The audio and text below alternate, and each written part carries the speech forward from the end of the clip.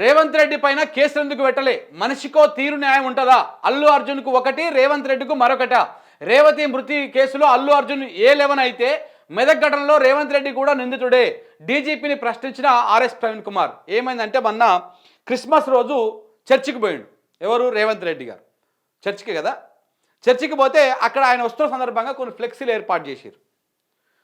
ఆయన వస్తున్న సందర్భంగా మొత్తం అన్నీ మూసేయడము, గేట్లు మూసేయడము, అక్కడికి పోయేటువంటి క్రైస్తవ మిత్రులకు ఇబ్బందులు కలగడం, ఇవన్నీ పక్కన పెడితే ఈయన వస్తున్న సందర్భంగా ఆయన ఘనస్వాగతాలు పలుకుతూ స్థానికంగా ఈ ఫ్లెక్సీలు ఏర్పాటు చేశారు.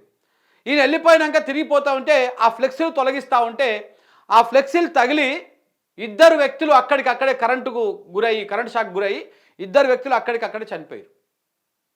చనిపోతే ఆ విషయము మరి ఈ విషయంలో కూడా అల్లు అర్జును సంధ్యా థియేటర్కి పోయినప్పుడు తొక్కిసలాటలో అక్కడ రేవతి అనేటువంటి మహిళ చనిపోతే అందులో అక్యూజ్డ్ నెంబర్ 11గా అల్లు అర్జున్ ఉంటే ఆయన అరెస్ట్ చేసి జైల్లో పెట్టారు. మరి అదే చట్టము అదే న్యాయం ప్రకారము మరి రేవంత్ రెడ్డి మీద కూడా కేసు పెట్టాలి కదా. రేవంత్ రెడ్డి మీద కూడా ఇదే కేసు పెట్టి అట్లనే జైల్లో పెట్టాలి కదా. మరి ఎందుకు పెడతలేరు అని చెప్పేసి నేను ఆర్ఎస్ ప్రవీణ్ కుమార్ గారు ఒక ట్వీట్ వేసిర్రు, డీజీపీని ప్రశ్నించారు. మరి నిజమే కదా, వాస్తవమే కదా. అల్లు అర్జున్కి ఒక తిరిగి ఉంటుంది చట్టము, రేవంత్ రెడ్డికి ఒక తిరిగి ఉంటుందా? అప్పట్లో అల్లు అర్జున్ అరెస్ట్ అయినప్పుడు కాంగ్రెస్ బ్యాచ్ మొత్తం ఏం ప్రచారం చేసింది? ఎవరిని విడిచిపెట్టాం, తప్పు చేస్తే ఎంతటోనైనా విడిచిపెట్టాం అని చెప్పేసి మాట్లాడారు. మరి ఈ లెక్క ప్రకారము రేవంత్ రెడ్డి తప్పు చేసినట్టే కదా. ఒకవైపు కొండారెడ్డిపల్లిలో సాయిరెడ్డి అనేటువంటి మాజీ సర్పంచ్ చనిపోతే ఆయన నా చావుకు కారణము ఇదే రేవంత్ రెడ్డి తమ్ముళ్ళు సోదరులు ఎవరైతే ఉన్నారో వాళ్ళే కారణం అని చెప్పేసి ముఖ్యమంత్రి గారి సోదరుల పేర్లను ప్రస్తావిస్తూ ఆయన మరణ వాంగ్మూలంలో రాసి చనిపోతే వాళ్ళ మీద కేసు కాలే. ఇప్పటిదాకా ఆ కేసు ఏమైందో కూడా ఎవరికి తెలియదు రాష్ట్రంలో. దాంతోపాటు ఇప్పుడు ముఖ్యమంత్రి పోతే మరి ఇక్కడ విద్యుత్ షాక్ గురైపోయి ఇక్కడ ఒక ఇద్దరు వ్యక్తులు చనిపోతే మరి ఇక్కడ రేవంత్ రెడ్డి మీద కేసు కాదు అంటే చట్టము రేవంత్ రెడ్డి కుటుంబానికి ఒక తీరుగా, కాంగ్రెస్ పార్టీకి ఒక తీరుగా, మిగతా వ్యక్తులకు ఒక తీరుగా పనిచేస్తుందా తెలంగాణ రాష్ట్రంలో? ఇదేనా ఇందిరమ్మ రాజ్యం అంటే? ఇదేనా ప్రజాపాలన అంటే? ఇంకా దీనికి మళ్ళా వీళ్ళందరూ కలిసి మన రాహుల్ గాంధీ ఈ పుస్తకం రాజ్యాంగం పుస్తకాన్ని చేతిలో పట్టుకొని మా వాళ్ళకు ఒక తీరుగా మిగతా వాళ్ళందరికీ ఒక తీరుగా అని చెప్పేసి ఆయన ప్రచారం చేస్తూ ఉన్నాడు. అంబేద్కర్ మీద వీళ్ళు వినలేని ప్రేమలు పోస్తూ ఉన్నారు. ఇదే అంబేద్కర్ విగ్రహం సెక్రటరేట్కి 10 అడుగుల దూరంలో ఉంటుంది. అంబేద్కర్ విగ్రహం ఒక జయంతికి నివాళులు అర్పించారు ఈ పాపాత్ములు, వర్ధంతికి నివాళులు అర్పించారు ఈ పుణ్యాత్ములు, ఈ కాంగ్రెస్ పుణ్యాత్ములు.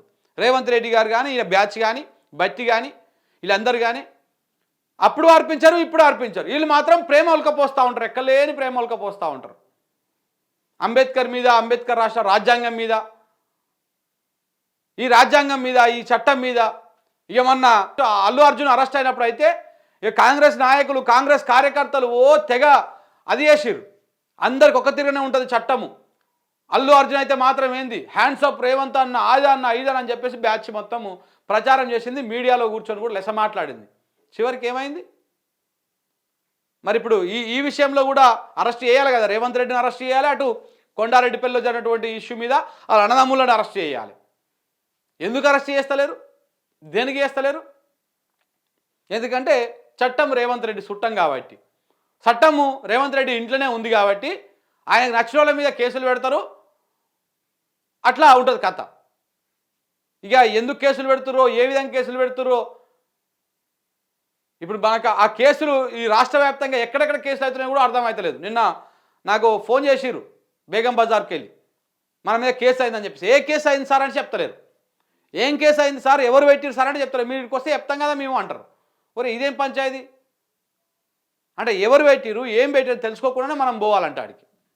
ఇట్లా ఉన్నది రేవంత్ రెడ్డి గారి చట్టము, రేవంత్ రెడ్డి గారి పోలీసింగ్ వ్యవస్థ. ఎందుకంటే ఈ రాష్ట్రానికి ఒక హోంమంత్రి లేడు, ఒక ఇది లేదు, ఎవరికి నచ్చింది వాడు చేసుకుంటూ పోతున్నట్టుగా కనపడతా ఉంది. మరి ఇంత దుర్మార్గమైనటువంటి పరిస్థితి ఎప్పుడు చూడలేదు తెలంగాణ రాష్ట్రంలో కానీ, ఉమ్మడి రాష్ట్రంలో కానీ.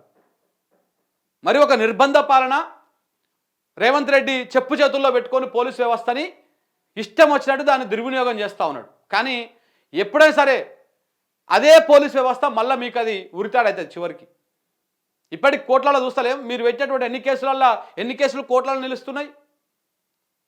సో ఇవన్నీ కూడా మరి ఈ లెక్క ప్రకారం రేవంత్ రెడ్డిని కూడా అరెస్ట్ చేయాలి. అల్లు అర్జున్ అరెస్ట్ చేసినట్టుగానే రేవంత్ రెడ్డిని కూడా అరెస్ట్ చేయాలి. అప్పుడు నిజంగా అరే కాంగ్రెస్ వాళ్ళు చెప్పింది నిజమే, చట్టం అందరికీ సమానమే, రేవంత్ రెడ్డి కుటుంబ సభ్యులకు చుట్టం కాదు ఇది, కాంగ్రెస్ వాళ్ళకి చుట్టం కాదు ఇది అని చెప్పి అప్పుడు ప్రజలు అనుకుంటారు. మరి డీజీపీ గారు దీనికి సమాధానం చెప్పాలి. డీజీపీ గారు కానీ, సిపి గారు కానీ, ఆనంద్ గారు కానీ, సిబి ఆనంద్ గారు కానీ వీళ్ళందరూ సమాధానం చెప్పాలి.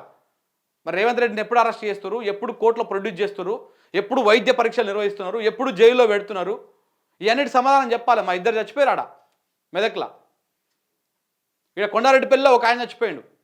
మరి దీనికి కారణం ఏంది? దాని వెనకాల ఈయన పోవడం వల్లనే ఆ ఫ్లెక్సీలు ఏర్పాటు చేసిరు మెదక్కి, ఈయన పోవడం వల్లనే ఆ ఫ్లెక్సీలు ఏర్పాటు చేసిరు. ఆ ఫ్లెక్సీలు తీసేందుకు ఇద్దరు వ్యక్తులు ఆడుకోయారు, విద్యుత్ వైరు దారికి చనిపోయారు అక్కడికక్కడే.